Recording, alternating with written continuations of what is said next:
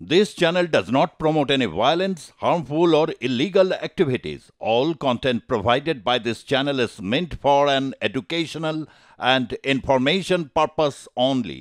আজব কাণ্ড নতুন বাংলাদেশে, যে ইউনুসের বাংলাদেশের সঙ্গে ভারতের দূরত্ব অমনি পাকিস্তানের ফোন জানানো হলো আমন্ত্রণ, একবার চীন একবার পাকিস্তান। চান কি শান্তির নোবেল পাওয়া ইউনুস? ভারত বিরোধী শক্তি মজবুত করার সুকৌশলে রয়েছে বাংলাদেশ, উঠছে প্রশ্ন।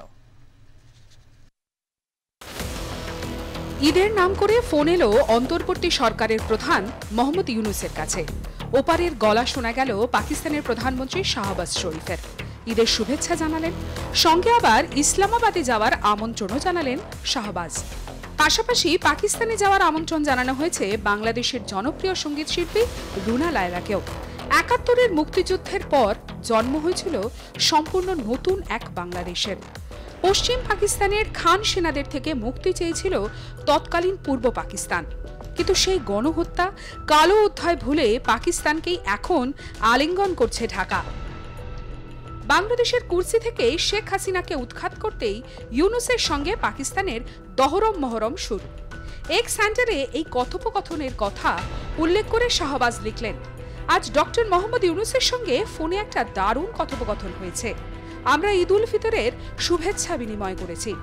পাকিস্তান বাংলাদেশ সম্পর্ক আরও জোরদার করার জন্য আমাদের যৌথ প্রতিশ্রুতি পুনর্ব্যক্ত করেছি।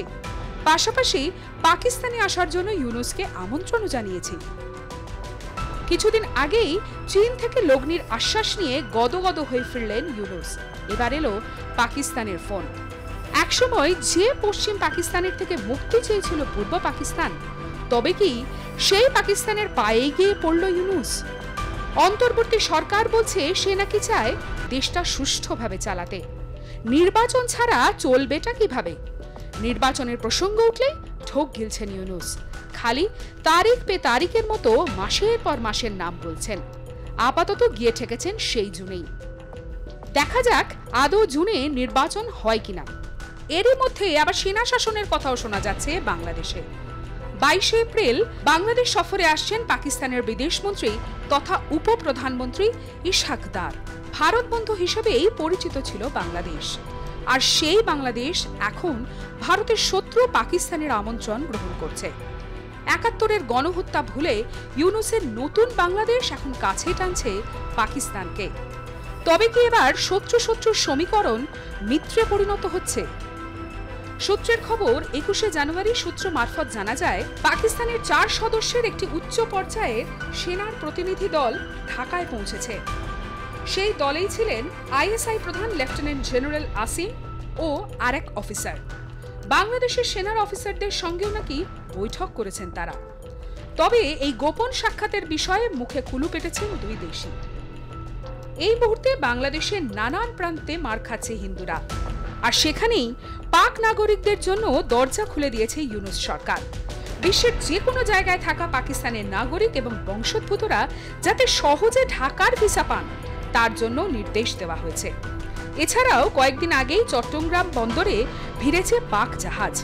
ব্যবসার ক্ষেত্রেও পড়শি দেশের ব্যবসায়ীদের সঙ্গে বাংলাদেশের বাজার খুলেছে ঢাকা। ২৪ সদস্যের একটি উচ্চ পর্যায়ের প্রতিনিধি দল বৈঠক সেরে গিয়েছে। এবার বন্ধুত্ব আরও মজবুত করতে ইউনুসকে পাকিস্তানের আমন্ত্রণ।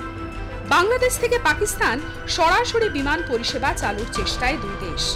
এমনকি বাংলাদেশের সেনাকেও নাকি এখন প্রশিক্ষণ দিচ্ছে পাকিস্তানি সেনা। ভারত বিরোধী শক্তিকে মজবুত করতেই কি আড়ালে আবডালে বাংলাদেশ পাকিস্তান সম্পর্ক মজবুত করা হচ্ছে, নাকি বাংলাদেশকে মিনি পাকিস্তান করার চেষ্টায় রয়েছেন ইউনুস? পালা বদলের পর থেকেই কখনো চীন কখনো পাকিস্তানের সঙ্গে সখ্যতা বজায় রেখে চলেছে বাংলাদেশ। শাহবাজ শরীফের পোস্টের শেষ লাইন, পাকিস্তান বাংলাদেশের সম্পর্কের উজ্জ্বল ভবিষ্যৎ আশা করছি।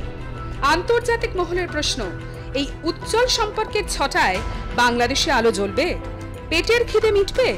প্রাণের সংশয় ঘুচে যাবে?